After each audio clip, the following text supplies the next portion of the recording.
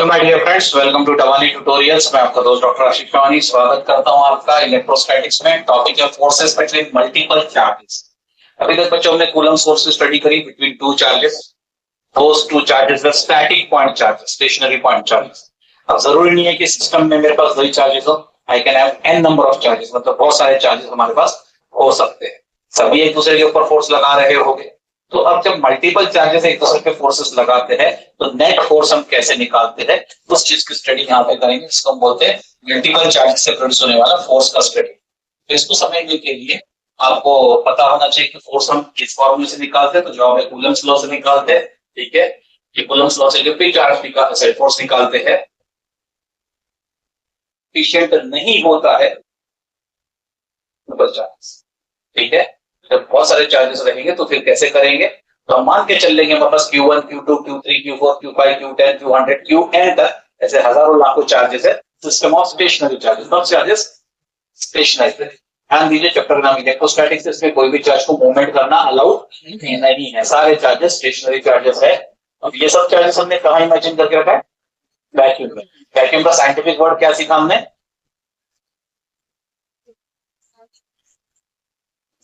Free space. Vacuum के लिए हमारे पास साइंटिफिक वर्ड है फ्री स्पेस। ठीक है, तो you should be avoiding the word vacuum and jumping on the word free space as often as you can. तो जो बाय द टाइम आपकी एग्जाम्स आती है, फ्री स्पेस वर्ड के साथ अच्छे से एडजस्ट हो जाएंगे। ठीक है, तो हमारी सिचुएशन ये है कि कूलम्ब्स लॉ के मदद से हमें 2 चार्जेस के बीच का फोर्स निकालना आता है। बट अगर मेरे पास n नंबर ऑफ चार्जेस है Q1 से Qn तक के, तो इन स्टैटिक चार्जेस के बीच का फोर्स हम कैसे निकालें? ठीक है, तो what is the exact force on Q1 due to all the remaining charges. हमारा एम क्या ढूंढने के लिए, एक पहला चार्ज लेते थे Q1, Q2 से लेके लास्ट चार्ज तक जितने भी चार्जेस होंगे सब मिलकर Q1 पे कितना फोर्स लगा रहे ये जानेंगे। अभी तक हमने पिछले एपिसोड में क्या सीखा था कि Q2 नाम के चार्ज ने Q1 पे कितना फोर्स लगाया। अब हम सीखेंगे Q2, Q3, Q4, Q10, Q100, Qn, ऐसे सारे चार्जेस मिलकर Q1 पे कितना फोर्स लगा। इस द वर्किंग प्लान क्लियर? एक चार्ज पहले एक ही चार्ज से फोर्स महसूस करता था, अब बहुत सारे चार्जेस की वजह से उसके ऊपर फोर्स लागू हो रहा है। तो सभी का कंबाइंड फोर्स इस अकेले चार्ज पे कितना है ये हम जानना चाहते हैं। ठीक है, तो इसके लिए कूलम्ब्स लॉ सिर्फ अकेला इस्तेमाल करने से काम नहीं चलेगा। इसलिए हमें और एक लॉ की जरूरत पड़ती है बच्चों, जिसे आपने 11th में पढ़ा था as parallelogram law of vector addition. आपको याद दिला दे कि कूलम्ब्स लॉ में हम जिस फोर्स की बात कर रहे हैं, that force is a vector quantity, तो इट विल हैव डायरेक्शन। अगर फोर्स है और फोर्स के हम वेक्टर क्वांटिटी बोलते हैं और वेक्टर को डायरेक्शन होती है, तो अलग अलग डायरेक्शंस में काम करने वाले फोर्सेस अगर एक ही पॉइंट पे मिले तो उस समय हम रिजल्टेंट फोर्स पैरेललोग्राम लॉ से निकालते हैं। अगर याद नहीं आता पैरेललोग्राम लॉ, तो मैं आपको थोड़ा सा याद दिला दूं कि parallelogram law of vector addition क्या था।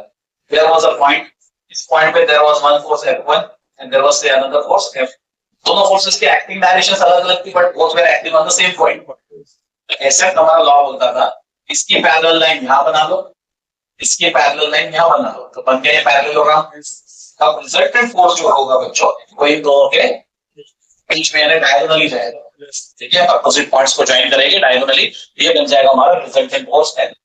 ठीक है, ये वेक्टर F1 और वेक्टर F2 का वेक्टर एडिशन के बराबर है। ठीक है, यानी कि resultant force F will be the vector addition of individual forces।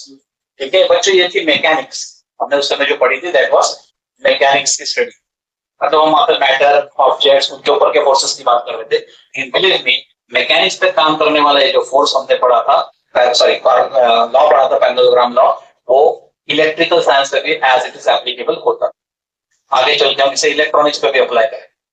ठीक है, तो इलेक्ट्रोस्टैटिक्स पे आप ऐसा नहीं कि मैकेनिक्स में पढ़ा तो लॉ ऑफ इट पाते हो, फोर्सेस पे लग रहा था वो लॉ, वो फोर्सेस यहाँ पर भी है। भले ये फोर्स मैकेनिकल फोर्सेस नहीं है, ये इलेक्ट्रोस्टैटिक फोर्सेस है, but still the same law is valid as it is. क्या था वो लॉ? एक से ज्यादा जो भी फोर्सेस होंगे सबका वेक्टर समझ लीजिए। इसको बेटा अलजेब्रिक सम बोलते हैं। अलजेब्रिक सम मतलब उसमें हमने सिर्फ नंबर्स ऐड किए, डायरेक्शन कंसीडर नहीं किया। अगर ऐसा एरो लगा देते से बोलते हैं वेक्टर्स का, मतलब हमने वेक्टर्स का एडिशन किया, वेक्टर्स लेकर उन्हें ऐड किया। ऑब्वियसली फिर रिजल्टेंट क्वांटिटी भी वेक्टर निकले। तो चलिए individual value of F1 F2 कैसे निकालो? Individual value of F1 F2 का कूलम्ब्स लॉ से निकालो, और फिर उसे ऐड कर रहा हूं पैरेललोग्राम लॉ से। समझ में आ रहा? इसलिए हमने क्या बोला, अकेला कूलम्ब्स लॉ सफिशिएंट नहीं है मल्टीपल फोर्सेस का रिजल्टेंट निकालने के लिए। सिंगल फोर्स निकालना है, कूलम्ब्स लॉ से निकलेगा। उन सबका वेक्टर एडिशन करना है तो पैरेललोग्राम लॉ लगेगा। इन दोनों लॉस का मदद करके हम लोग हमारे टास्क को हासिल कर पाएंगे।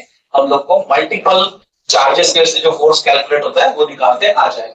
उसको कैसे करना, उसके लिए हम लोग इस प्रिंसिपल को समझ लेते हैं। इसे बोलते हैं principle of superposition. Principle of superposition क्या बोलता है, एक चार्ज दूसरे चार्ज के ऊपर फोर्स लगाएगा, लेकिन उस समय जो दूसरे चार्जेस होंगे उनके फोर्स की डायरेक्शन इस फोर्स के वैल्यू के ऊपर अपना असर नहीं डालेगी। मतलब एक चार्ज जब दूसरे चार्ज के ऊपर अपना असर डालता है, तीसरे चौथे पांचवें चार्ज का असर सेपरेट हो सकता है, लेकिन इंडिपेंडेंटली जब ये दो चार्ज काम कर रहे उसके ऊपर नहीं होगा। जैसे for example I am coming you to teach, आप अपने आप को समझ लीजिए चार्ज Q1 और मुझे समझ लीजिए चार्ज Q2। मैंने आया, आपको फिजिक्स पढ़ाया, चला गया, लेकिन आपके तो कोई केमिस्ट्री टीचर भी हो गया, आपकी कोई बायोलॉजी टीचर भी हो गया, आपकी कोई मैथ्स टीचर भी हो गए। Chemistry teacher teaching you chemistry, biology teacher teaching biology, maths teacher teaching mathematics. सब लोग अपना इंडिपेंडेंट इफेक्ट आपके ब्रेन के ऊपर डालते जाएंगे, हाँ या ना। बट जो इफेक्ट मैं एज अ फिजिक्स टीचर डाल रहा हूँ, exactly same effect will not be transformed or altered or increased or decreased by the math teacher। तो अपना कुछ अलग इंडिपेंडेंट इफेक्ट डालेंगे। वो जो इफेक्ट आपके ऊपर डाल रहे हैं that won't be altered or increased or decreased or modified by your biology teacher। वो कुछ एक अलग फोर्स लगा रहे हो, बस समझ में आ रहा है। दो चार्जेस के बीच में जो फोर्स होता है वो उन दोनों के बीच का है।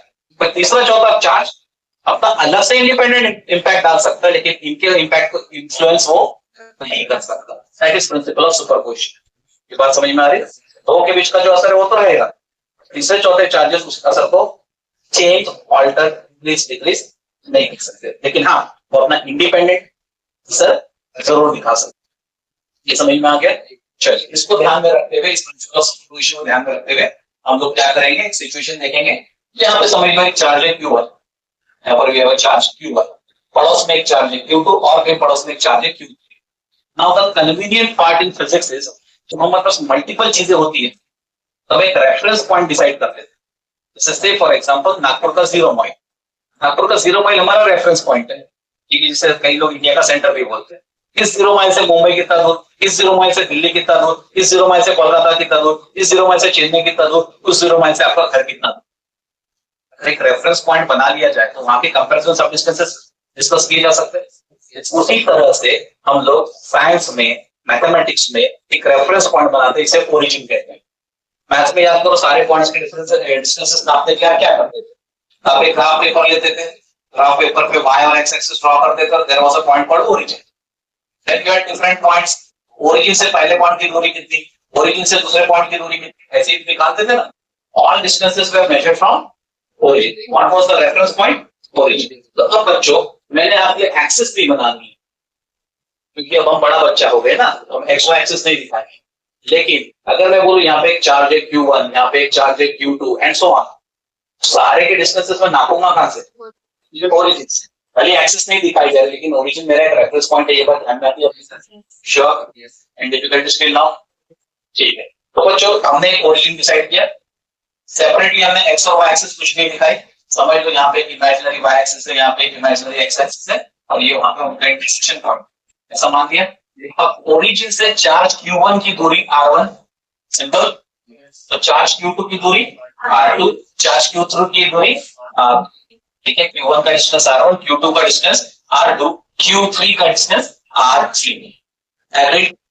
यहाँ पे कोई चार्ज नहीं है, ओरिजिन पे कोई चार्ज फिलहाल नहीं है, ठीक है। ओरिजिन के रेफरेंस में मैंने तीन चार्जेस स्टडी करी। At distance R1 there is location of charge Q1, at distance R2 there is a charge Q2 located, at distance R3 the charge Q3 is located। Origin पे कोई charge नहीं है, सबको clear? Yes, fantastic. Now जब भी हम लोग forces निकालेंगे, हमारा एम क्या है, we want to find the forces acting on charge Q1, Q2 Q2, Q2 Q3, Q2 Q1। इसने इस पे कितना फोर्स लगाया, इसने इस पे कितना लगाया, ऐसे बहुत सारे चार्जेस होंगे, आखिरी वाले ने कितना फोर्स लगाया, ये सब हमें ढूंढना है। लेकिन फाइनली करना क्या है, इस चार्ज Q1 पे जितने भी फोर्सेस होंगे उसका टोटल ठीक है। फिलहाल हम लोग क्या करेंगे, जितना हमें आता है पहले उससे शामिल। हमें पता है कि अगर हमारे पास सिर्फ दो चार्जेस है तो कूलम्स लॉ रहेंगे, अगर सिर्फ दो चार्जेस है तो कूलम्स लॉ लगा सकते हैं। तो मैंने अपना फोकस कहां पे लगा दिया, मैंने अपना फोकस इस डायग्राम में सिर्फ Q1 पे लगाया और Q2 पे लगाया, Q1 एंड Q3 पे लगाया, ठीक है। इन दोनों के बीच के डिस्टेंस को मैंने बोल दिया R12, डिस्टेंस बिटवीन 1 एंड 2। इस पर डायरेक्शन पे नहीं सोचा 1 से 2 या 2 से 1, बस R12 मतलब डिस्टेंस बिटवीन 1 एंड 2। चलेगा इतना? ओके। तो ये मैंने R12 एक डिस्टेंस ले लिया between charge Q1 and Q2। Let us assume कि मैंने यहाँ पे अगर Q1 Q2 को प्लस माइनस नहीं दिखाया तो सारे चार्जेस क्या होंगे? प्लस। हमारा डिफॉल्ट चार्ज है प्लस, बोले या नहीं बोले, दिखाए या ना दिखाए, मान लेंगे वो प्लस है।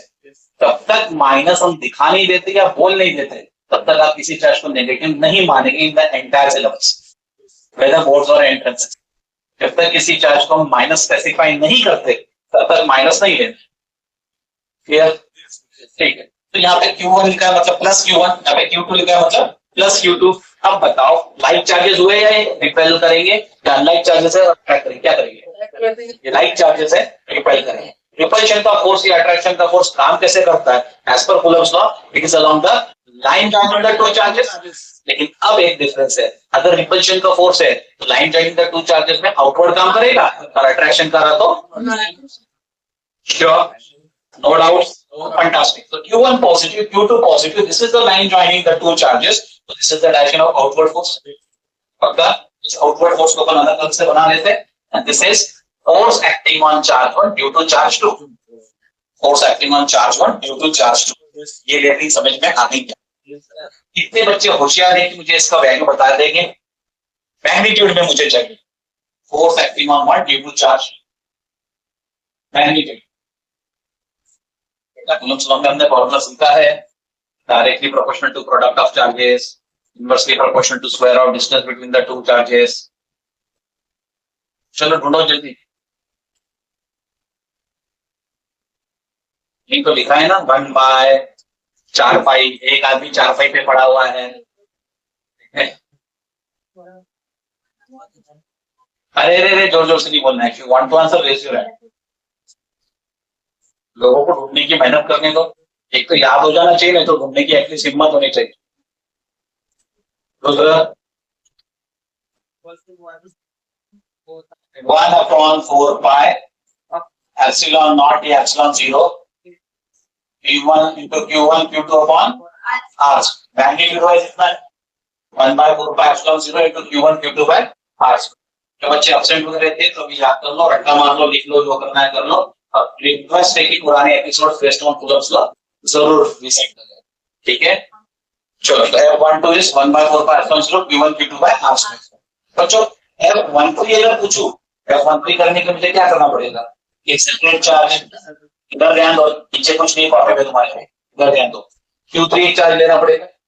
Q3 से Q1 की दूरी को R13 बोल दो। Let us call that distance between charge 1 and charge 3, यानी कि R13 वो P जैसा थोड़ा खुला लिख देता हूं, 1 एंड 3, ठीक है। Q3 और Q1 के बीच का डिस्टेंस R13। बच्चों ये भी पॉजिटिव चार्ज, ये भी पॉजिटिव चार्ज, और ये है line joining the two charges, तो इसका फोर्स का डायरेक्शन ऐसा जाएगा आउटवर्ड की तरफ। इस फोर्स का नाम मुझे किसी से चाहिए। Big child is ready to give me the name of this force. नीचे में कुछ नंबर रहेंगे। Yes, the fellow with the mask, black mask. हाँ, force acting on 1 due to charge 3। F के नीचे कुछ नंबर लिखने, जैसे पिछली बार था force acting on 1 due to 2, 1 2 लिखा था। अब चाहिए force acting on 1 due to 3, 3 1 या 1 3? सोच लो एक बार, 3 1 या 1 3? इनका कहना है 3 1। कितने लोग 3 1 के सपोर्ट में हैं? बैठ जाए बेटा। 3 1 के सपोर्ट में कोई? 1 3 के सपोर्ट में? वाह, चार्ज 1 पे का फोर्स काम किया तो हमने 1 पे ले लिया, तो के वजह से हुआ तो 2 को बाद में डाल, वही कहानी यहाँ लगाओ। चार्ज 1 पे अभी भी फोर्स लग रहा है तो 1 को पहले लेंगे। इस बार फोर्स लगाने वाला बंदा कौन है? 3। तो हम फोर्स लगा 1 पे, किसके से? 3 पे, 3 से, तो फोर्स 1 3 बोलेंगे। ये समझ में आ गया? क्या दोनों की डायरेक्शन सेम है? नहीं, और इस वजह से यहाँ पर चालू हो जाएगा पैरेललोग्राम का, ठीक है। But before I take you to parallelogram का, जल्दी से फोर्स 1 3 का मैग्नीट्यूड बताओ।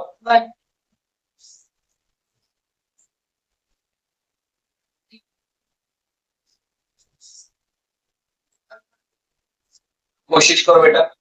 यस, घबराओ मत, इजी चीज है। कांस्टेंट तो कांस्टेंट ही होता है, वो कभी बदलता ही नहीं है बेटा। 1 हाँ जी, एप्सिलॉन 0 एप्सिलॉन नॉट जो भी बोलो। हाँ, चार्ज 1 और 3 है तो Q1 और Q3 डालना है यहाँ पे, तो चार्ज यहाँ वही नंबर यहाँ पर है अपॉन आर। राइट, शाबाश। मैग्नीट्यूड तक तो ठीक था, लेकिन वेक्टर एडिशन करते हैं तो डायरेक्शन चेंज।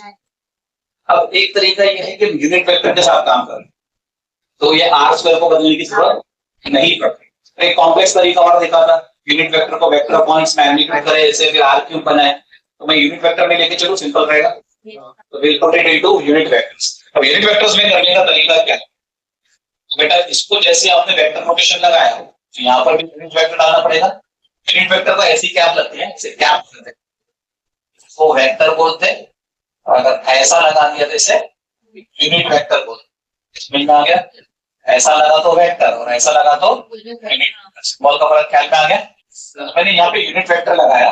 अब हम लोग कन्वीनियंस के लिए क्या कर रहे हैं, ध्यान से देखना, 4 से बिटवीन चार्ज 1 2 से यूनिट वेक्टर बिटवीन 1 एंड, इस रेफरेंस में से ये डायरेक्शन वाइज 2 1 1 2 ऐसे छोलझाल नहीं कर रहे हम लोग। कन्वीनियंस क्या कर रहे हैं, क्योंकि हमें इसका आर क्यूब वर्जन नहीं बनाना है, ठीक है, तो हमने इधर 1 2 लिखा तो इधर भी 1 2 बोल देंगे, unit vector between charges 1 and 2, ठीक है। उसी तरह से यहाँ पर करो बेटा, अगर यूनिट वेक्टर लगानी है तो यहाँ पर मेरे को फोर्स की सिंबल के ऊपर वेक्टर लगाना पड़ेगा।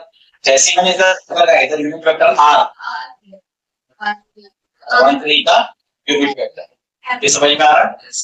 कैप को ही यूनिट वेक्टर पढ़ लेते हैं। Since you have understood this much, इसको एक बार फटाफट रिवाइज कर लेते हैं जो भी आपने बोला। मेरे पास 3 चार्जेस ले रहा हूँ, Q1 Q2 Q3, ठीक है। अब मैंने अब Q1 पे चार्जेस निकालना है, Q2 पहले और बाद में Q2 Q3, ठीक है। तो Q1 पे चार्ज काम करेगा Q2 it will be independent of charge Q। ये मैं सुपरपोजिशन में समझा, दो लोग इंटरेक्ट कर रहे हैं वहां तक ठीक है, तीसरा वहां इंटरेक्ट करने को मौजूद है वो भी ठीक है, लेकिन तीसरा इन दोनों के रिलेशन पे असर नहीं डालता। क्या बोला समझ में? इन दोनों के बीच का force is independent of the third. Clear है मेरी बात? मैं बहुत क्लियर वर्ड्स में बोल रहा हूं, उसमें इतना खुला खुला नहीं लिखा है। I am putting it into very clear cut words. Q1 पे चार्ज कौन, सॉरी फोर्स कौन लगा रहा अभी? Q भी लगाएगा, बाद में डिस्कस करेंगे। फिलहाल पहले क्या डिस्कस करें? फोर्स एक्टिंग ऑन Q1, किसकी वजह से? Q2 की वजह से। तो ये चार्ज लिया है, सिस्टम में Q3 है या नहीं? तो सिस्टम में तो Q2 और Q3 दोनों बैठे थे अलॉन्ग विद Q1, Q3 वहां पे है या नहीं है? लेकिन जब मैं स्टडी कर रहा हूँ force acting on Q1 Q2 Q2, तो Q3 उसके ऊपर असर पक्का, इसका फोर्स उससे इन्फ्लुएंस नहीं हो, Q3 से इन्फ्लुएंस नहीं हो, ठीक है। Q3 वहां पे प्रेजेंट है, but F12 is not affected by Q3। F12 only affected by Q1 and 12 मतलब चार्ज 1 एंड। ये क्लियर है ना? पक्का? ठीक है। अब वो वेक्टर फॉर्म में लिखना है, तो वेक्टर फॉर्म में मैं क्या लिखूंगा? F12 इज दिस मच, ठीक है। यहाँ पे भी 1 2 डाल दिया, यहाँ पे यूनिट वेक्टर 1 2 ले, यूनिट वेक्टर का कैप बराबर बना नहीं है, कैप में कोटेड प्रॉपर्ली, ये कैप आप ऐसे बनाओगे, ठीक है। मैंने यहाँ पे आर क्यूब वाला वर्जन नहीं लिया, फिर वो 2 1 लिखो और वैल्यूज चेंज करो, vector divide by magnitude, time pass होता है, इसलिए मैंने इसको इस वर्जन में छोड़ दिया। क्या था कोई ऑब्जेक्शन? ठीक है। इसी तरह से अब हम लोग दूसरा काम क्या कर लेंगे, हाँ, Q1 पे Q3 वाला फोर्स, उसको F13 नाम देंगे। ये सब आपने पता है, मैं सिर्फ रिवाइज करवा रहा हूँ। इस समय किसका असर नहीं चलेगा? Very good. F1 पे, सॉरी F13 पर जब हम स्टडी कर रहे हैं तो Q2 का असर उस पर नहीं देखा जाएगा, तो सिर्फ Q3 का असर Q1 पे कितना, तीसरा चार्ज पहले पे कितना फोर्स लगा, दूसरे चार्ज को भी मालूम छोड़ दिया, ठीक है। ये फॉर्मूला बना लिया, तो this is coulomb force on Q1 Q2 Q3, coulomb force निकाला ऑन Q1 Q2, तो बेटा यहाँ पे गड़बड़ हो गया, या Q3 होना चाहिए था, थोड़ा टाइपो एरर रह गया। हम जब बनाते ना तो थोड़ा कॉपी पेस्ट कर लेते, एडिट करते हैं, देखा नंबर छूट जाता है, ठीक है। क्योंकि आज मैं कुछ एडिट करके लाया था, ठीक है। तो ये Q1 Q3 होना तब ये 1 है, यस। इस समय जो Q2 चार्ज है उसका कोई असर इस पर देखा नहीं जाता, ठीक है। तो टोटल फोर्स अब मुझे चाहिए ऑन चार्ज 1, उसे नाम दे दिया F1। ये किसके बराबर होगा? F12 और F13 के वेक्टर सम के बराबर, ठीक है। ये किस लॉ से निकाल रहे? पैरेललोग्राम लॉ और एडिशन, पूरा नाम है वो। अच्छा ये लॉ वगैरह नाम नहीं भी लिखे ना मार्क्स पूरे मिलते हैं, ये मैं बता दूं। अगर किसी को लॉ के नाम बोलने में डिफिकल्टी है, लिखो भी मत, you don't get any extra marks by writing those names. ठीक है, इट्स अंडरस्टूड कि आप इतना बड़ा हो गए, इतना बड़ा हो गए, तो वही आपका ऐसा मामूली काम है, खुद मार के उड़ा देते हो आप लोग, खाते नहीं हो, खुद मार के उड़ा देते, खाते तो दिमाग में भी रहता। लॉ, लॉ, ठीक है। तो अब टोटल फोर्स को F1 बोल दिए। टोटल फोर्स F1 कहां से आया? F12 और F13 के वेक्टर। ठीक है, तो मैं ऐसे लिख दूं उसको, वेक्टर 12 वाला फोर्स और 13 वाला फोर्स एडिशन किया वेक्टर के लिए। अब इस नए टोटल फोर्स को F1 नाम दिया। 1 क्यों लिख दिया? कि दोनों फोर्सेस चार्ज वन पे काम कर रहे हैं, इसलिए 1 हमने सफिक्स लगा दिया। Force act, total force acting on charge होगा, इसलिए F1, और ये इंडिविजुअल फोर्सेस जो काम कर रहे हैं। क्लियर? बच्चों यहाँ तक तो ठीक था। इसके आगे का स्टेटमेंट हम बना सकते हैं कि चलो सोचते हैं, क्या आपको याद है what is the vector version of F12? बोलो क्या लिखे थे हमने? थोड़ी देर पहले तैयार किए थे यूजर। हाँ, 1 बाय, वीडियो में डैश आते, वीडियो में नहीं आंसर करना। The boy with the specs बोलना चाहिए बेटा। हाँ, आपको चश्मा कर दो। The boy with the specs बोला, स्पेक्स इंटू Q1 Q2, ये 1 और 2 है तो 1 और 2 यहाँ पे भी आएगा, अपॉन डिस्टेंस भी उन्हीं दो के बीच का R12 का स्क्वायर इंटू यूनिट वेक्टर बताओ। वेरी गुड, R12 क्या है? शाबाश, थैंक यू वेरी मच। अभी आप बताइए बेटा प्लस क्या है, क्या लिखेंगे? प्लस के लिए तो मैंने प्लस कॉपी किया, देखो मैं कितना अच्छा नकल करता हूँ, आपको नहीं, आपके पिछड़े भैया को बोला। यस, प्लस के लिए प्लस किया, देखो मैं नकल कितना अच्छा करता। ये F13 मेरे को नहीं आता, आप बताओ, मैं लिख देता। 1 upon 4 pi epsilon 0 into Q1, very good, Q1 Q3, R13 का क्या करूं? बेटा मेरे को एक से ज्यादा आवाजें आ रही है, आपका सरनेम क्या है? कड़ू। मिसेस कड़ू कौन है? ओनली मिस्टर कड़ू को आंसर देने दो। मिसेस कड़ू बनना है तो पापा मम्मी को बोलो मेरे से बात करें, मैं आगे बात चलूंगा। बेटा प्लीज कंटिन्यू। यूनिट वेक्टर रहेगा बेटा अपना F नहीं, यूनिट वेक्टर R13, शाबाश, क्या है? कोई तकलीफ नहीं। अभी आप बहुत स्मार्ट बच्चे हैं, 1/4 पाई एप्सिलॉन नॉट कॉमन निकाल सकते हैं। इससे और भी कोई चीज जो कॉमन निकल सकता है, बाकी कुछ, बाकी कुछ कॉमन नहीं निकलेगा। लेकिन मेरा था दो फोर्सेस में पेट नहीं भर रहा, हमारा ओरिजिनल था बहुत बड़ा दिमाग वाला था, Q2 Q3 Q4 Q10 Q100 Q10 सब मिलके Q1 के ऊपर फोर्स लगा रहे, याद है? तो बच्चों आप अगर F12 और F13 निकाल चुके हैं और मेरे पास n नंबर ऑफ चार्जेस है, there would be new force. 4 number का चार्ज 1 पे फोर्स लगा रहा होगा, वेक्टर एडिशन लूंगा। 5 नंबर का चार्ज भी 1 पे फोर्स लगा रहा होगा, उसका फोर्स लूंगा। ऐसा करते करते मुझे कहां तक ऐड करना पड़ेगा बेटा? F1 है, वेरी गुड, F1 है, where L is the last number of charge applying the force on the first। यहाँ तक समझ में आ रहा है? yes. तो ये हम लोग कब करेंगे? जब सिस्टम ऑफ चार्जेस में n नंबर ऑफ चार्जेस है। अभी तो मैंने कहानी कहां तक लिया था? पहले 3 चार्जेस था, Q1 Q2 Q3, 3 चार्जेस के सिस्टम में ऐसा हुआ, n नंबर ऑफ चार्जेस के सिस्टम में ऐसा हुआ।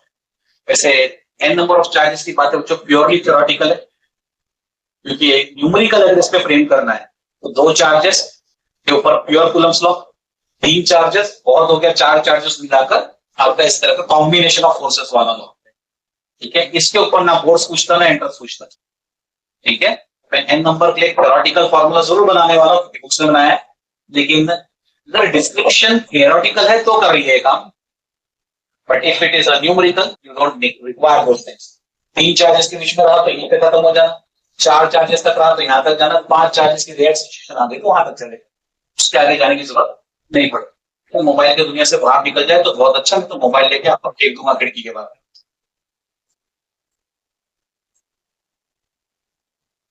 आप फिजिकल क्लास कर रहे हैं, ऑनलाइन क्लास नहीं कर रहे, ठीक है? इतना वो अपना पसंद है तो माँ बाप को बोलो कि घर में बिठा ले मोबाइल के साथ, क्लासेस में आके मोबाइल देखने के लिए जगह नहीं है वो।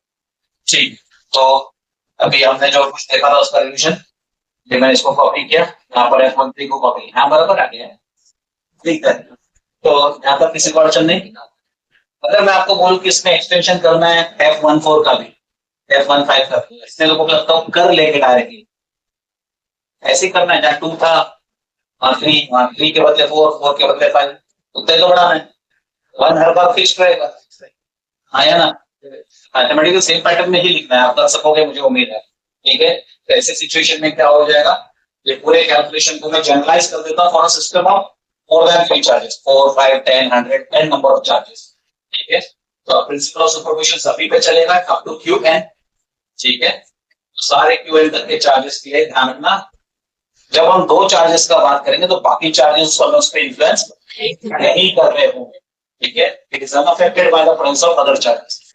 जिन 2 के बीच में फोर्स लगा है वो फोर्स बाकी चार्जेस से हमेशा अनअफेक्टेड रहेगा। है ना क्लियर? पहला फोर्स F12 किसके बीच में लगा, force acting on one due to 2। F13 का मतलब force acting on one due to charge 3। F1n very good, force acting on charge 1 due to charge n। कोई तकलीफ नहीं। अब इसका क्या करूं, टोटल वोल्टेज निकालना चाहता हूं ऑन चार्ज 1, यानी मैं F1 का टोटल वैल्यू निकालना चाहता हूं, क्या करना पड़ता, vector sum. Very good, vector sum of all the forces, ऐसा बन जाएगा। कई रुक जा, यहाँ तक ठीक है क्या, पहले तक बनाएंगे जिसका मैथमेटिकल वर्जन, बाद में चेक करेंगे। बोलो F12 के लिए क्या लिखना चाहिए, जिससे बोलना हाथ उठाओ।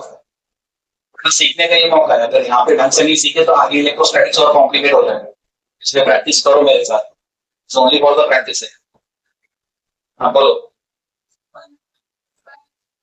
1/4πε0 इंटू, ये नंबर पे ध्यान देने का, Q1 Q2 वही नंबर कॉपी आए, अपॉन R वही नंबर कॉपी आए, स्क्वायर इंटू R12 का वेक्टर नोटेशन कैप के साथ। Very good. F13 के लिए क्या लिखेंगे, यस ब्लैक कैप 1/4πε0, 1/4ε0 नहीं, पाई भी बोलना है, 1/4πε0 Q1 Q3 अपॉन R13 का square into R13 cap. Very good, plus समझ गए ना, बाकी तो सब आ गए। आखिरी वाले के लिए F1n, ये कौन बताएगा, बराबर 1/4πε0 into Q1 QN upon R1n का स्क्वायर इंटू 1n का cap. Very good Atharva, great. Impressing नहीं, पूरी तरह से मैं इंप्रेस नहीं हुआ, पूछा क्यों, टेस्ट देने को इवनिंग में आए थे तुम, वो मेरे को नहीं मालूम। ठीक है, दूसरी बात तुमको आगे बैठने का बोला था, तुम पीछे बैठे हो, इसमें तो बारिश नहीं आ रही। ठीक है, तो क्या है कि आपको एक चीज बहुत क्लियर होनी चाहिए, teacher tells you particular thing, आपको सिर्फ ब्लाइंड फेथ के साथ फॉलो करना चाहिए। Parent tells you particular thing, सभी बच्चों के बोलो ब्लाइंड फेथ के साथ फॉलो करना चाहिए, because teachers and parents never misguide you, हमेशा आपके अच्छे के बोलते हैं।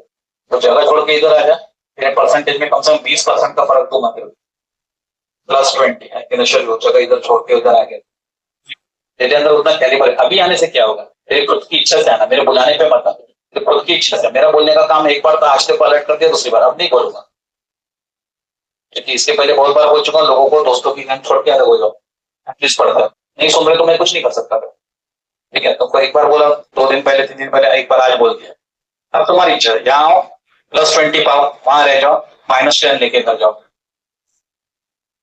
डिफरेंस 30%। ओके, और बहुत बड़ी बात होती है, think upon the reputation what you carry in your surname. ठीक है, उसको सोच कर काम करो, बहुत बड़ी जिम्मेदारी है आपके ऊपर। और मुझे इतना भी आप पे भरोसा है कि आप उसे पूरा कर सकते। I know that. बाकी आपकी इच्छा। ठीक है, ये आप इधर तो में से एक चॉइस आपकी, जिंदगी आपकी, तंबाकू उठ करता हो, दारू पियो या पढ़ाई करो, चॉइस आपकी। मैं पढ़ाई कर ले, क्या क्या कॉमन निकलेगा? चलो किस बहन को पूछ ले, एक बार बहनों को पूछेंगे, लोगों ने बहुत काम भी बताया। बहनों को पूछेंगे यार, बहनों को। आप बहन बनना चाहो तो आ जाओ इधर। नहीं, उसके पहले ऑपरेशन कराने को चलो। यहाँ पर भी खुले में ऑपरेशन करेंगे, इन्फेक्शन हो जाता ना, मेडिकल रीजन है, हमेशा बायोलॉजिकल रीजन। बोल बेटा, हाँ क्या क्या कॉमन निकल रहा हो कुछ बताओ ना।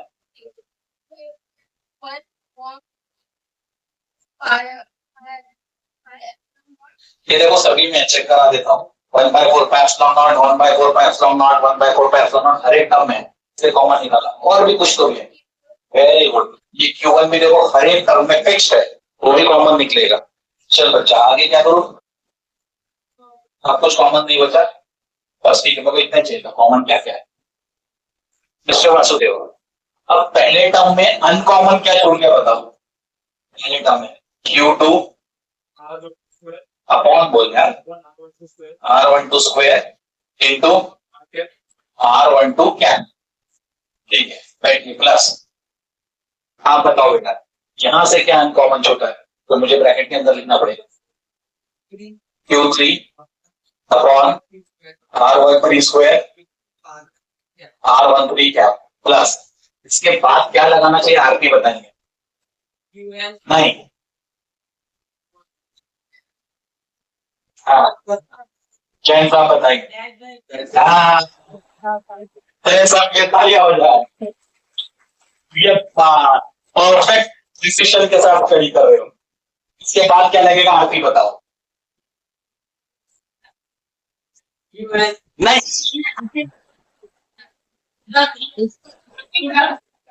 प्लस लगेगा, आरपी अच्छे से देख बेटा वहां पे प्लस है, ठीक है। अब बता दे क्या लगेगा? है? हाँ अब ठीक है, कभी तो इसको आना ही था, अब आ गया। Q1 upon R1n square R1n cap. इसके बाद क्या लगेगा?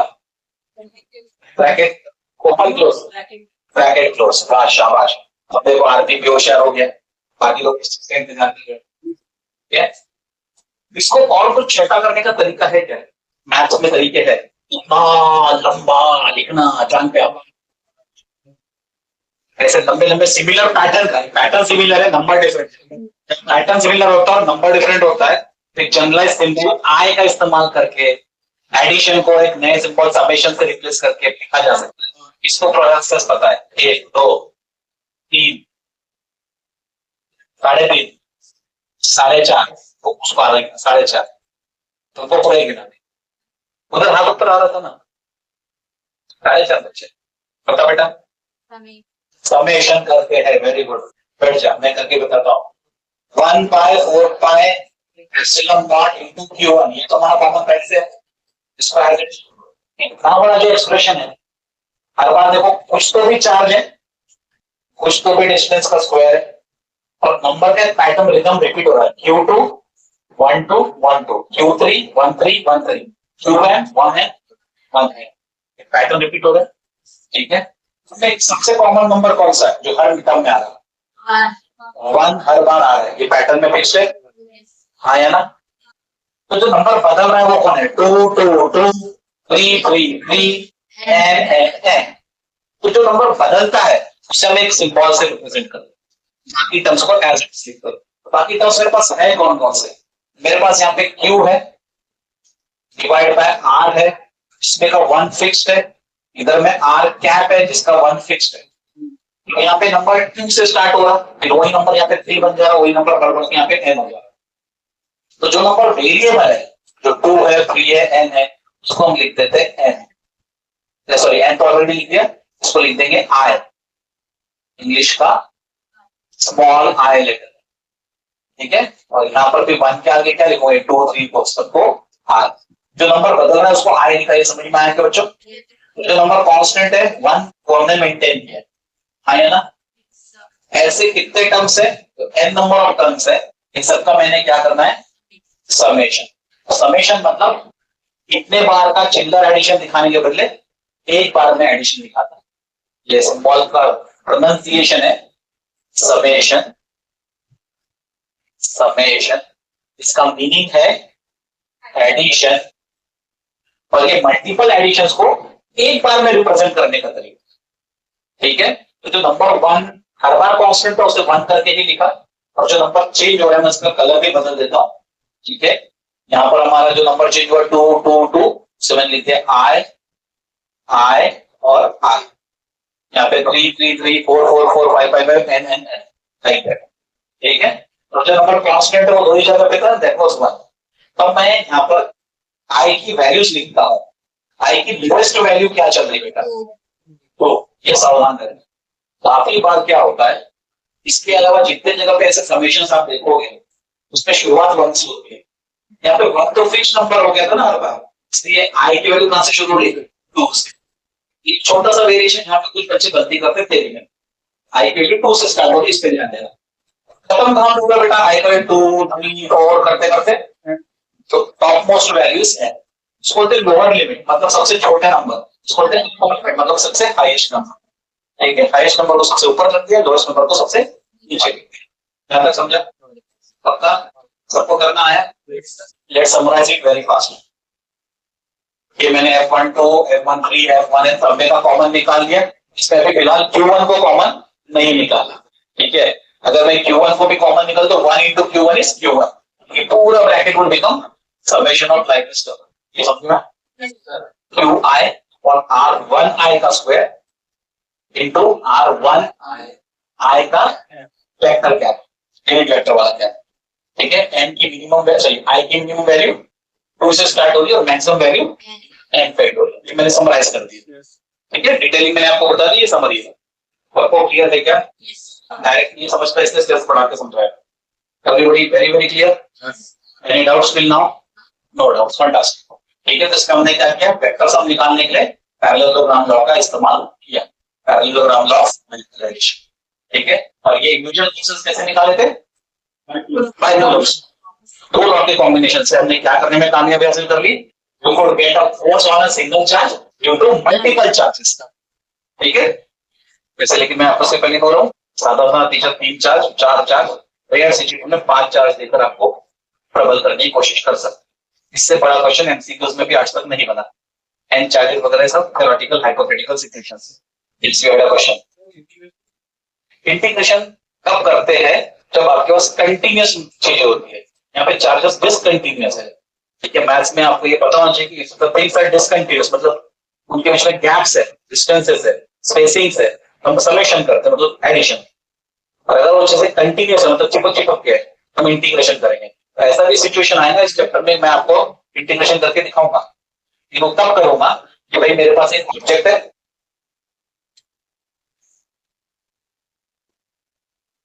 सारे चार्जेस चिपक के, तो फिर ऐसे अब क्या करूंगा, मैं एक छोटे से एरिया का चार्ज ले लूंगा dq, फिर ये ढेर सारे चार्जेस एक ही जगह पर है, उसका पूरा निकालना है तो इंटीग्रेशन ऑफ dq dt, ऐसे अपन कर सकते हैं। तो मैं जा रहा है, जब आपके पास कंटीन्यूअस सिस्टम ऑफ चार्ज हो तो then we can go for integration, but हमारे चार्जेस अरे कैसे थे बेटा, इससे कंटीन्यूअस नहीं थे। सबसे पहले वी हैड पॉइंट चार्जेस, तो कंटीन्यूअस तो रह ही नहीं सकते, Q1 Q2 Q3 Qn सब अलग अलग जगह पे है, उनके बीच में अलग अलग डिस्टेंसेस है। जब भी डिसकंटिन्यूटी होगी तो आप इंटीग्रेशन नहीं कर सकते, जब भी चीजों में कंटिन्यूटी होती है then only we can go for integration. उम्मीद करता हूं आपको ये वाली बात समझ में आई। Interesting, the question was beautiful and so is the answer, बराबर? क्वेश्चन करो, आपको अच्छे आंसर भी मिलेंगे। पूछना सीखो, आपके पास जितनी भी क्वेरीज होंगी हर एक का आंसर मेरे पास है, ठीक है? जितना सोचोगे उतने नए नए क्वेश्चन आएंगे, उतने नए नए क्वेश्चन आएंगे, उसके बेहतरीन आंसर भी मिलेंगे, ठीक है? ये क्वेरीज मेरे को आती थी when I was a student, मुझे बहुत तकलीफ जाती थी, कभी टीचर समेशन करता है, कभी इंटीग्रेशन करता है, पागल बना दिया था। कभी भी कुछ भी कर लो। बहुत रिसर्च किया, बहुत सोचा, बहुत समझा, बहुत कंपैरिजन किया, फिर ये आंसर मेरे दिमाग में जो भी आपको ट्रांसफर किया। ठीक है, तो I am thankful to you कि आपने एक अच्छा सवाल पूछा और आपके वजह से सभी बच्चों को एक अच्छा आंसर समझने का मौका भी मिला। ठीक है, पूछने के लिए शर्माना नहीं, सबसे पहला काम। ठीक है, जब आप शर्माते हो, घबराते हो, तो आप हमेशा ही अपने डाउट्स को अपने दिमाग में लेकर पीछे हट जाते हो। जितना पूछोगे ज्यादा में ज्यादा क्या होगा, क्वेश्चन बहुत पांचट होगा। ठीक है, दो चार बच्चे हंस देंगे, लेकिन हंसने वाले बच्चे को भी तो आंसर नहीं पता ना। Getting my point? इसलिए क्लास में अगर आपके ऊपर कोई हंसता है तो उसका बुरा नहीं मानो, उसे इग्नोर करना सीखो। ठीक है, खुद की तरक्की करना है तो उसके लिए आप खुद रिस्पॉन्सिबल है, एक्सटर्नल फैक्टर्स रिस्पॉन्सिबल नहीं। कल मेरे को किसने एक वीडियो भेजा, उसमें उसने बहुत बढ़िया बढ़िया बातें बताई। एक तो याद है, अब्राहम लिंकन के बारे में उन्होंने बताया, तो जो भी चुनाव लड़ते थे हर एक में हार जाते थे। प्रेसिडेंशियल इलेक्शन भी कई बार लड़े, उसमें भी हार गए थे, बड़े मुश्किल से एक बार जीत गए वो। और फिर वो अमेरिका की नहीं, वर्ल्ड फेमस प्रेसिडेंट हो गया अब्राहम लिंकन। आपने सुना ना, democracy by the people for the people, क्या था, ऑफ द पीपल वगैरह उनका स्टेटमेंट। और भी तीन चार लोगों के बारे में बताया। अंबानी गिरू भाई है, मुकेश नहीं, गिरू भाई वो पेट्रोल पंप में काम करते थे। ठीक है, वहां से बढ़ बढ़कर इतना बड़ा टाइकून बन गए, बिजनेस टाइकून। ऐसे बहुत लोगों का स्टोरी था उसमें, मुझे दो तीन जो याद आगे बता दिया आपको। कहने का मतलब कि उनकी सिचुएशंस आप जितनी स्मूथ नहीं थी, आप जितनी स्मूथ सिचुएशंस नहीं थी। आपको लिटरली घर में पढ़ने का माहौल होगा ऐसा अज्यूम करता हूँ, एक आध स्टडी रूम होगा या एटलीस्ट स्टडी टेबल तो होगा। ठीक है, नहीं स्टडी टेबल हो तो पलंग के ऊपर बैठ के भी पढ़ते हैं, तो एक वो फोल्डेबल स्टडी टेबल होगा। कुछ ना कुछ तो फैसिलिटी घर वाले दे रहे हैं। ठीक है, yesterday I learned about some child जिसको मजदूरी करना पड़ता था, खुद को, बच्चे को खुद को मजदूरी करना पड़ता था टू पे फॉर ट्यूशन फीस। ठीक है, मेरे क्लास में भी कुछ सालों पहले ऐसा एक बच्चा था जो रोज सुबह अर्ली मॉर्निंग 3:30 बजे उठ के न्यूज़पेपर ड्रॉपिंग सेंटर पे, पिकअप सेंटर पे 4 बजे पहुंचता था, न्यूज़पेपर अक्यूमुलेट करता था 5 बजे तक, 6 बजे तक लोगों के घरों में न्यूज़पेपर डालता था। बहुत तेज साइकिल चलाता था, एक बार देखा मैंने उसको। 6:30 बजे तक सेंटर पर सबसे पहले आ जाता था, 7 बजे की क्लास में सबसे पहले वही पहुंचता था। ठीक है, न्यूज़पेपर बांट के आता था। ऐसे बच्चे हमने देखे हैं इन द पास जो कर रहे थे, आज के तारीख में सक्सेसफुल भी हो गए। तो आपको सुविधा बहुत है बेटा। ठीक है, उसके चलते आप आलसी नहीं बन जाओ। खुद के लिए लड़ना सीखो, खुद के लिए पूछना सीखो, दूसरे की बुराइयों को इग्नोर करना सीखो, नहीं तो आगे नहीं बढ़ो। ठीक है, और भी अगर चाहिए हो तो वीडियो वीडियो जहां से आया था मेरे को मिल गया सोर्स, तो मैं आपको फॉरवर्ड कर दूंगा। ठीक है, और बड़े बड़े महान महान लोगों के बारे में बोला हुआ है जिनके साथ बहुत स्ट्रगल हुआ। ठीक है, इनफैक्ट जो अमेरिका का नहीं, सॉरी, रशिया के राष्ट्रपति पुतिन को जानते। ठीक है, वो भी एक मिलिट्री के छोटे से पोस्ट से शुरू किए थे उन्होंने, वो सम लेफ्टिनेंट या क्या जो भी बोलते हैं, जो भी बोलते उसको मुझे नहीं पता, और रशियन लैंग्वेज में क्या बोलते हैं, उसको छोटे से ऑफिसर पोस्ट से शुरू करते करते इनफैक्ट वो प्राइम मिनिस्टर भी बने थे। ठीक है, बट रशिया में प्राइम मिनिस्टर पर ज्यादा अधिकार नहीं होते, इसलिए वो प्रेसिडेंट बने। ठीक है, अच्छे एम्बिशन और गोल को लेकर चाहिए। आज के तारीख में रशिया के प्रेसिडेंट के सामने अमेरिकन प्रेसिडेंट की कब्र है। कितना पावरफुल है अमेरिकन प्रेसिडेंट, इतना कोशिश कर रहा है, लेकिन रोक पा रहे थे उसको यूक्रेन से लड़ाई कर, नहीं रोक पा रहे। ठीक है, कितना सारा यूरोप उसके ऊपर सैंक्शंस लगाया कि भाई तो ये नहीं कर सकता, वो नहीं कर सकता, फिर भी जिंदा है ना, साल भर से ज्यादा टाइम हो गया। इसको बोलते हैं अपने आप को प्रूव करना। ये नहीं बोल रहा कि वो जो काम कर रहा है सही है या गलत, I am not trying to justify that. मैं ये जस्टिफाई करने की कोशिश कर रहा कि उसने ठाना है तो कितने जाके उसको हासिल कर पा। ये बात और हो सकती कि वो गलत होगा, हिटलर गलत था ऐसा कई लोग बोलते, लेकिन अगर जर्मनी के सेंस में सोचे तो उसने जर्मनी का भला ही सोचा था। जैसा ना, अगर आपको फर्स्ट वर्ल्ड वॉर की सिचुएशन पता होगी तो बहुत बुरी कंडीशन डाली थी जर्मनी के ऊपर, उससे बाहर निकालने के लिए उसने जो भी किया, उसने अपने जर्मनी के अच्छा किया, भले दूसरों के लिए बुरा हो गया होगा। ठीक है, पॉइंट इज कि अगर आप सोच ले कुछ करना है, अच्छा या बुरा, वो आपके ऊपर क्या सोचेंगे, बट वो हो जाएगा।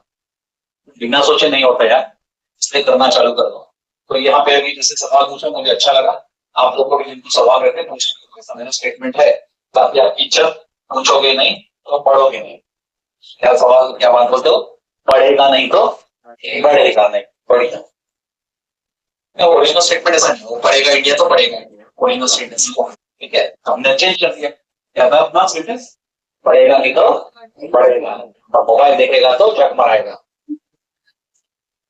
ठीक है, वही करते रहोगे तो कहां से आगे बढ़ोगे यार, जब जिंदगी में खुद ही अपनी गर्दन पीठ के सामने झुका के बैठे हो, लोगों के सामने कैसे उठा पाओगे? सोचो तो सही एक बार, खुद की गर्दन खुद के सामने झुका के बैठे है ना कि ऐसे लेते हैं मोबाइल, एक बार ऐसा ऊपर रख के वो तो सेल्फी वेल्फी ले लेते, तब देख करते वैसा है ना, मेरे मोबाइल नीचे आपकी गर्दन नीचे, और वो स्टोरी उसका रिस्क खुद ही गवा चुके हो, उठाएंगे कब?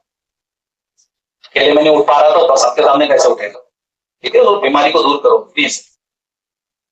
जो आप तैयार करो, charge Q1 exerts some force on a second charge Q2. Third charge Q3 is brought near the force exerted by Q1 on Q2. तो क्या होगा? फोर्स डिक्रीज हो जाएगा, इंक्रीज हो जाएगा, सेम रह जाएगा, या increase in the Q3s of the same change as Q1 and decrease in the Q3s of the opposite. वाह, डी में कुछ वजन लगा है, बहुत वजनी घंटा से, ठीक है, पढ़ लिया ऑप्शन। Q1 ने Q2 पे फोर्स लगाया, बाजू में Q3 बैठा है, Q3 ने बोला कि भाई मेरे आने से तुम दोनों पे क्या होता, तो फोर्स इंक्रीज होता, सेम रह जाता, या तो साइन के हिसाब से इंक्रीज डिक्रीज कुछ भी हो सकता। बोलिए भैया, इनका कहना ऑप्शन सी, किसी और से पूछते हैं। बदल विद द मास, क्या लगता है आपको? डी लगता है, कोई आ गया तो बढ़ा देगा, या कोई आके घटा भी तो सकता है, अच्छा दोस्त आएगा तो बढ़ा देगा, बुरा दोस्त आएगा घटा देगा, ये सब न्यूट्रल लोग है। बार बार एक चीज दोहराई थी मैंने, और सी में वोट करा लो कि और भी ऑप्शन पे वोट कराना है? चलो वोटिंग सबके साथ करते, ए ना, बी, सी, अभी ना जिन्होंने हाथ उठाए ना, जिन्होंने पहले नहीं उठाया था वही छाट दो अपने गाल पे को, नालायक हो, जब आंसर पता, जब मैं पहले चॉइस दे रहा था क्यों नहीं हाथ उठा रहे तेरे? ठीक है, भट्टूस कोई के, देखो प्रॉब्लम क्या होती है मैं बताता, फटती तुम्हारी है, स्कोर तुम्हारे कम आते, ठीक है, रिजल्ट तुम्हारा खराब होता, एंड में पापा या मम्मी उठते, ये कैसे हुआ खराब, सर ने अच्छा नहीं पढ़ा है, सर ने खराब पढ़ा है, इसने 2 साल बाद समझेगा सर खराब पढ़ा रहे। अब वो क्या है, बाप लोग आजकल धृतराष्ट्र हो गए, माता पिता सब धृतराष्ट्र गांधारी बन के बैठे हैं, तो जो बच्चा बोले वो सही, ठीक है, तो सावधान इंडिया, ठीक है, सारा सीसीटीवी फुटेज दिखाऊंगा माँ बाप को, देखो भीड़ में सब आ रहे थे टैच बन के, अकेले आने का मौका दिया नहीं आए, एग्जाम अकेले ही लिखना पड़ता है, 10 लोग से कंसल्ट करके नहीं लिखते, आया ना बेटा, ये ट्रांजिशन जितने सीख जाओगे उसी दिन तरक्की शुरू हो जाएगी। स्विच फ्रॉम वी टू आई, सब मिलकर तरक्की करेंगे, भूल जाओ, मैं अकेला करना चाहता हूँ याद रखो, बाकी वो करना रहेगा वो भी आ जाएगा साथ में, नहीं आएगा तो नालायक पीछे रह जाएगा, पटेल, ठीक है। वैसे हमारा स्टेटमेंट था, हमने पिछले साल बनाया था, इस साल किसी ने रिमाइंडर दिया, when I becomes we, illness becomes wellness, ठीक है, लेकिन ये दूसरी जगह लागू होते हुए I becomes we, तो illness becomes wellness, बीमारी अच्छाई में बदल जाती है, बोलने के लिए सुनने के लिए बहुत अच्छा है, करने के लिए भी बहुत अच्छा है, लेकिन सिर्फ तो पॉजिटिव माइंडेड फोकस्ड लोग हैं उनके साथ,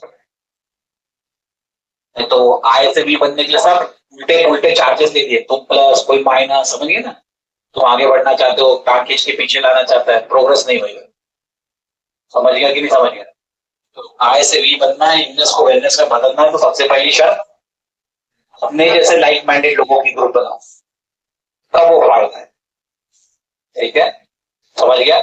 और उसमें ब्लाइंड फेथ करके किसी के पीछे नहीं भागना, तो तुम भेड़ भाग रही हो, उसका अपना लीडरशिप क्वालिटी डेवलप करना, everybody should be leader when I becomes, nobody should treat himself और others as a leader of that, ठीक है। और मैं इस विद रेफरेंस टू एकेडमिक्स बोल रहा हूँ, विद रेफरेंस टू हम भी जोश में, बातें का दोस्त में, पूर्ण करने के पर्पस में नहीं बोल रहा, गेट में वेरी क्लियर। चलो इस सवाल का तो जवाब आपने सही दे दिया, रिमेन्स अनचेंज्ड। हम बार-बार बोल रहे थे कि भाई जब भी 2 फोर्सेस काम कर रहे हैं, तीसरा फोर्स उसके ऊपर इंपैक्ट, दूसरा चीज उस फोर्स के ऊपर इंपैक्ट नहीं करता है। अब 2 charges are placed at a distance apart in a glass slab, and your glass slab is represented Mutual force between the charges increases, decreases, remains same and becomes zero. चार option है.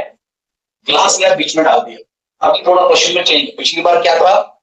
पिछली बार की situation थी कि Q1 ने Q2 पे force मारा, पड़ोस में Q3 खड़ा है, इसका उस फोर्स पे कोई असर था? जवाब नहीं. इस बार क्या बोल रहे हैं? इस क्वेश्चन में चेंज कर रहे हैं. इस क्वेश्चन में भाई साहब बोलते हैं अपने को Q1 Q2 वही है, बीच में कांच का टुकड़ा डाल दिया. बीच में कांच का टुकड़ा डाल दिया. ग्लास का बहुत फेमस वैरायटी है. ठीक है. आधे से ज्यादा एमसीक्यूज इन इलेक्ट्रोस्टैटिक्स. ठीक है. ठीक है. ग्लास स्लैब डाल दिया, निकाल दिया. माइका स्लैब डाल दिया, निकाल दिया. डाल निकाल कुछ ना कुछ डालते रहेंगे, निकालते रहेंगे. क्या डाला साइंटिफिक भाषा में? डाइलेक्ट्रिक. डाइलेक्ट्रिक. ये डाइलेक्ट्रिक है. पैड, कंडक्टर, इंसुलेटर, इसके सिंपल नाम थे. साइंटिफिक नाम डाइलेक्ट्रिक. कांच करंट को फ्लो होने नहीं देता, इसलिए वो डाइलेक्ट्रिक. एक डाइलेक्ट्रिक मटेरियल डालते तो कुछ फर्क पड़ता क्या?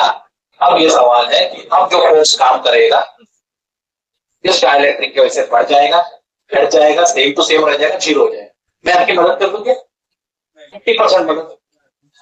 अच्छा, तुम लोग को खुद करते आ जाएगा. चलो लेट्स गो वोटिंग. ए, इसमें डरना नहीं, शर्माना नहीं है. तो 10 मिनट का प्रवचन सुनाऊंगा. जल्दी छुट्टी चाहिए, प्रवचन नहीं सुनना है. फटाफट सब लोग वोट करो. ए नहीं, ई, ई, एक बालक नहीं के पास, दो, तीन लोग भी के साथ. सी, डी, काश तुम मेरे से 50-50 करवा लेते. मैं बोला ना 2 ऑप्शन हटाने को तैयार हूं मैं. मानोगे मैं?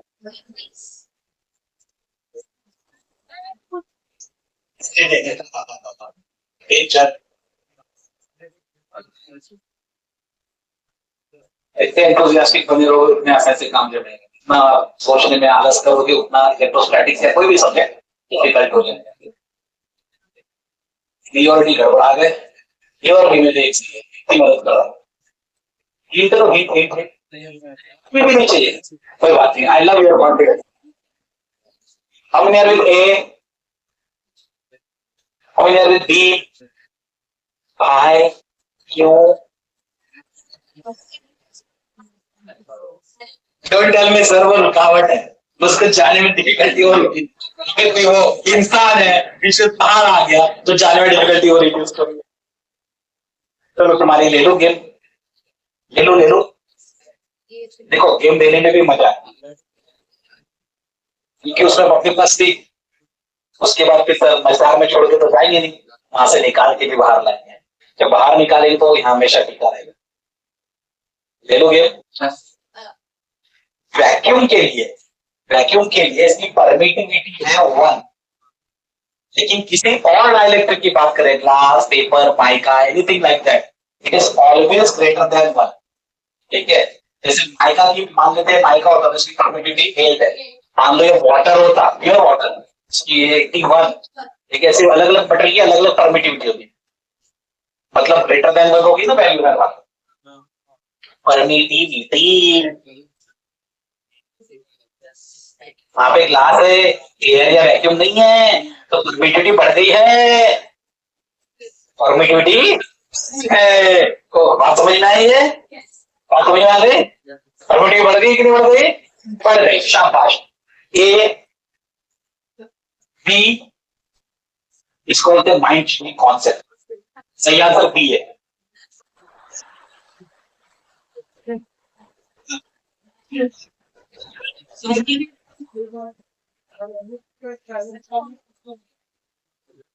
आपका पहले आंसर सही था, पर मैंने कितने स्मूथ तरीके से आपका माइंड वॉश कर दिया. मैं पहले तो नीचे ले जाऊंगा, फिर बीच के ऊपर लाऊंगा. ऊपर आने को तैयार? ठीक है. कहां पर थे आप समझाता हूँ. कहां फंस गया अच्छे से सुनना और प्यार से सीखना. ठीक है.